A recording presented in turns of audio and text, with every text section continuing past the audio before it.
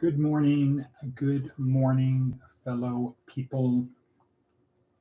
Today is Tuesday. Today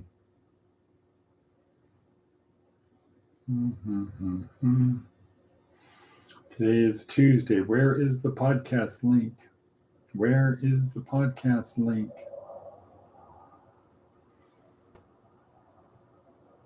Tuesday, the 13th of August, 2024. There it is. There we go. I got to send this to somebody.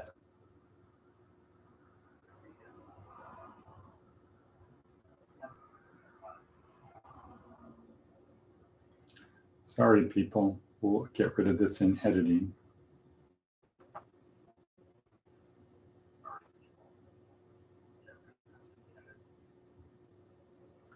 There. Bump. I think it was sent. Good morning, Wadabebi. Good morning. So, let's see if Mr. Bo Diddley gets on here. Anyway, today is Tuesday, August 13, 2024. The month is almost half over. Hard to believe. Came to Las Vegas today on a new mission, the usual plus a new mission. A lot of big things happening today. TED Talk Day 2 of week 1 in our 4-week program. The importance of IQ. Jordan Peterson talking about the importance of IQ. So that's a good one. But let me give our quick little intro. This is Department of Career Services, where our goal is to help our students and other interested people move forward in their journey through this life. It's not for people who are already saved or already successful. However, you're welcome to join with the attitude of, maybe there's something I can learn. You're welcome to that. But since you're already saved, you don't really need anything. If you're successful, you don't need any of the advice. The rest of us, we're on their journey, trying to say at the end, I ran the good race, I fought the good fight, etc., etc. The meme for today is coach or catalyst. Coach or catalyst. Do you want a coach or a catalyst? Are you a coach or a catalyst? But before that, let's see what else we've got on the hit parade. And part of our disclosure, our purpose for being here is to help people on their journey. We do it 2 ways. One, the most important way is the worksheet, link down below, link on Facebook, link on LinkedIn, our website, lovethyneighbor-nv.com. All of those ways you can get to the worksheet. The worksheet is the experts, people who are recognized as the experts in their field. So this is our daily curriculum. If you do this, I can promise you that if you do this every day, you will, multitasking here. If you do this every day, you will greatly progress on your journey through life. It takes about 4 hours if you're going to do all of the stuff down below. So this is like a school curriculum. That's how it can be treated. If you were in school, you had to go to school for every day. This is a 4-hour crash course in success in 4 areas: physical, mental, emotional, and spiritual. The 4 legs to the table. The 4 key parts on the sailboat: the sails, the rudder, the lower deck, and the hull. So that's what we got. Again, our meme for today is coach or catalyst. Which are you? Which do you want? Do you want a coach or a catalyst? But let's talk about some advice from an 80-year-old. Make it a habit to do nice things for people who will never find out. Let's break that down. What is a habit? Okay, Maticus von Atticus. Good to see you. I got a call from somebody yesterday about a loved one who's incarcerated, who also happened to mention, who is this Atticus Atticus guy? And I said, oh, that's Atticus von Atticus. He's now our agent in Prescott as we reach out across the globe. So we've got Jacksonville, Florida, Watabebby, starting a new adventure, Atticus von Atticus. I think that Mr. Bojangles is on here somewhere. I don't think he knows how to get onto the chat, or if he's interested, or maybe it's not him, maybe it's someone else. Could be Josie, who knows? There's a million people it could be. Maybe more. Okay, all right. So should we talk about a catalyst or coach or perhaps IQ? Let's talk about IQ. Aha, so Mr. Bojangles has entered the arena. Des Moines 2032. Okay, Matt is on that. Right, Des Moines 3032. The slogan is, it just doesn't matter. It just doesn't matter. I was outside this morning and I noticed it's noticeably a little bit cooler. So we will take that out in editing also, okay? All right, edit out the cold. Here we go. IQ. How important is IQ? Essential. Why?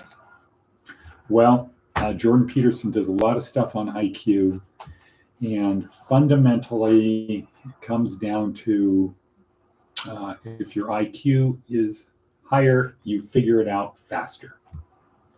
Figure it out faster. So if there's a problem to solve, two people are trying to solve the problem, they're running down this way to solve the problem, the person with the higher IQ solves it first. And then they solve the next problem, and the next problem, and the next problem. And pretty soon, the person behind is so far behind, they get, all right, that's it. I'm not, done. I'm done. If you have the proper catalyst, if you're the guy who's running fast, either one of them with the proper catalyst, they'll keep going. They'll just keep going. If you have a catalyst, the proper catalyst, you'll just keep going. Like if school's something important, and you have the proper catalyst in there, say fuel, you'll continue going to school until you no longer go to school. Meaning maybe financially you can't do it, or just physically or mentally you can't keep up. You get to the point where you hit the wall and it's like, I can't keep up. I can't learn the information at the pace I need to learn. And if you're, say, going to medical school and you want to be a surgeon, you get to a certain point in the class keeps moving forward, you can't keep up, you drop out, you fail the class. You can say, well, I'm going to drop the class and retake it next semester. But in the meantime, during this semester, I'm going to review, and you can make incremental progress. But there gets to be a point where you can't go any further. Everybody can't be a brain surgeon. Even if physically, dexterously, that's probably not the right word, even if we could do that dexterously, there's a point where you just can't learn the information. So Jordan Peterson clearly points out very clearly, it's important to know your IQ because every job has an IQ range. You have to have an IQ at least this, and here's the top IQ. Beyond this, it's boring. You're not going to continue doing it, etc. In a normal state of things. So if the only job open to you is making bottle caps, pushing a button on the bottle cap making machine, and you have a high IQ, you could probably do a thing where unconsciously you're making bottle caps, consciously you are solving other kinds of problems, or maybe vice versa. Maybe vice versa, you're consciously pushing the button, but unconsciously you're processing on other stuff. Perhaps like Einstein did while he was working at the patent office. Who knows? The shadow do. Okay, coach or catalyst. Coach or catalyst. So down below in the worksheet, Darren Hardy has a very good red letter discussion. So we red letter Darren Hardy. Stop coaching people. Instead, do this. What's the this? The this is to be a catalyst. Be a catalyst. Sort of like energize people to want to do it, to keep going, to figure it out, to ask them questions, to spark their interest, etc. Be a catalyst, don't be a coach. Let's think about that. Is that actually how it works? Was Tiger Woods' father a coach or a catalyst? Or both? If he was both, which one pushed him over the top to ultimately become the best golfer that there was? Coach or catalyst? So it's worth watching the little 5-minute Darren Hardy thing. I can't really do it justice, but a coach is someone who is instructing you, mentoring you, trying to pass their knowledge on to you. Here's how to do it. A catalyst would be somebody who's trying to energize you to want to learn more, do more, be more, etc. And Darren Hardy persuasively argues it's better to be a catalyst than a coach. And I think we grow up having coaches and talking about coaches and people labeled coach. I'm a coach. Maybe what we need to do is train our young people to the idea of catalyst rather than coach. Because at what age do we first learn the concept of coach? Perhaps when we're watching a sporting event on TV, as early as that. Oh, that's the coach. Oh, he's the special guy in the team. He's the guy who, okay, what if we turned it around and it was catalyst? That's the catalyst. And that got to people know the responsibility is yours. I'm just here to help you on your journey. I'm not coaching you on your journey. It's not me standing outside. Okay, do this. God has a plan for us. That would be like a coach, right? God has a plan for us. Just pray. God will do the work.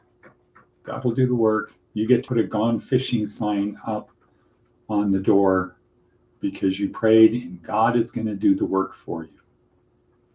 Whereas here we say, first you pray, then you feed the people. That's how prayer works. You don't pray, don't say, well, let's pray about it. No, you pray, then you feed the people.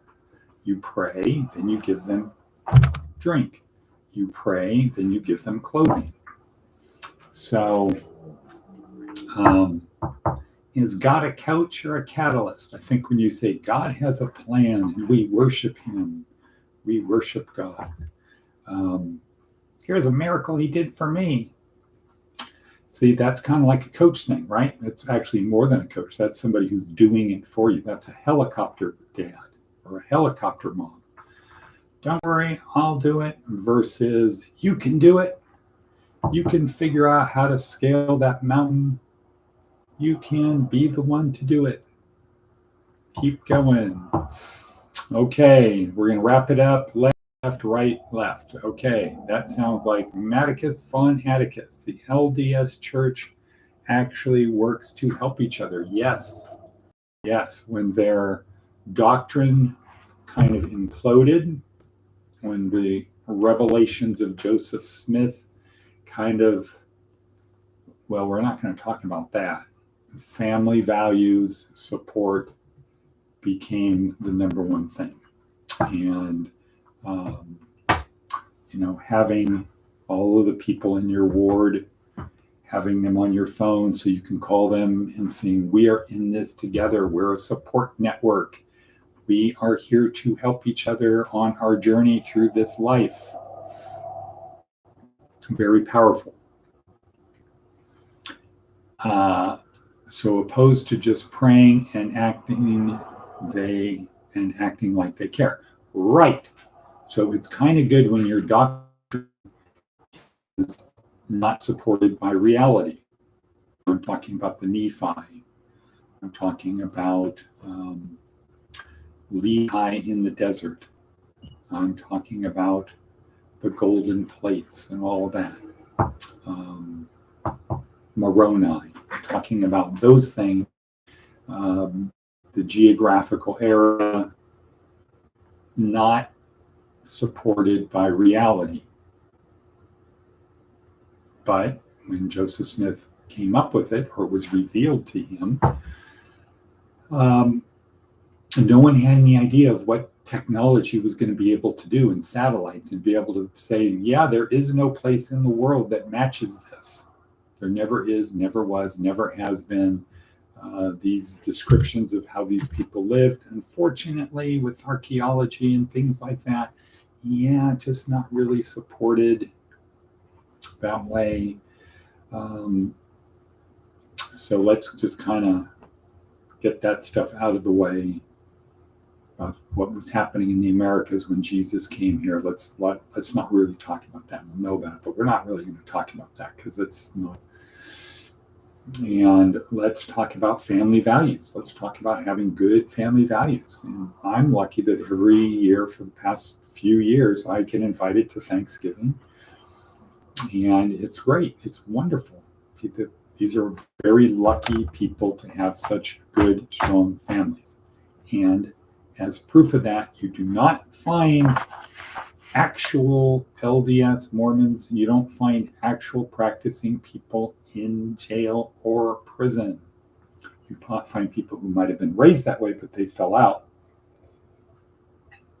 Why? Because they don't break the law. They don't drink. They don't do bad stuff. So I say good family values, good behavior. And I think, Matt, this could be the next step to help you on your journey. And Prescott, I know it helped Lucy very well in her life. And I know she's grateful. But then she went to Pittsburgh, not a lot of Mormons there, not a lot of LDS there, and was able to step away, look at the doctrine and say, I just can't really get behind some of these doctrinal things. Well, moving right along, catalyst or coach. Try to be a catalyst. What does that mean? Well, you can do a ChatGPT search. Tell me how to be a better catalyst rather than a coach. I'm sure that would unleash something. I use perplexity because that's what Seth Godin says. Speaking of Seth Godin, today's talk is multiple choice. None of the above is often the best option. We're regularly confronted with multiple choice questions. Yeah, all the time. The foundation is already established. The options are already limited. Do you want this or that? Trump or Camilla? But the real questions lie in the assumptions that happened before you were even asked. When a developer brings you 6 website options, they're skipping over critical questions about structure, upkeep, user experience, and whether or not a site is the answer to your problem. Correct. And they say, which one of these websites do you like? They totally didn't ask those other questions. When the bank offers you 3 choices on how to borrow money, they're almost certainly found 3 that benefit the bank. Correct. It's impossible to have a productive day when every challenge in question leads to a full-on brainstorming session. But it might be worth rejecting the multiple choice options when the outcomes really matter. Aha! So if the outcome really matters, question the assumptions. Look at what's underlying it. Okay, and with that, we're going to say and cut. I got to get on the peloton. I apologize for the length of this. We are going to get these down to 10 minutes. And I show family values by not having kids. Well, if you think you're a horrible father, then you probably will, because being a good father is not important to you. On the other hand, if you think being a good father is important, then you would probably do the things to be a good father, just like shooting, right? If it's not important, if you think you'd be a horrible shot with the rifle and it's not important to you to be a good shot with the rifle, then you're probably not going to be a good shot with the rifle because it's not important to you, it doesn't matter, and you don't believe you can do it anyway. Reverse that and we'll say cut. Cut, cut. Thank you for being there, people. Till tomorrow.